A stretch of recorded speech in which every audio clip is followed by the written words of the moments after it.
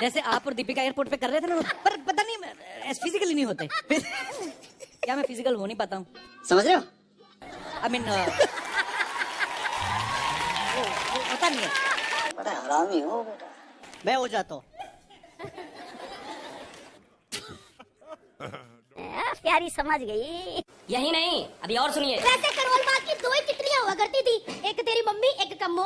तुझसे तितली थी बुआ, तू तो शुरू से बगीचा थी पूरा।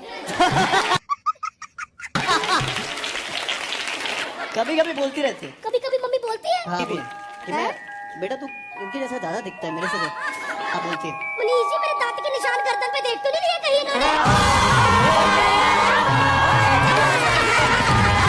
तेजस्वी लोग हैं हमारे पास। कहाँ से आते हैं? इस वीडियो को लाइक करें, हमारे चैनल को सब्सक्राइब कर बेल आइकन जरूर प्रेस करें। हमारी न्यू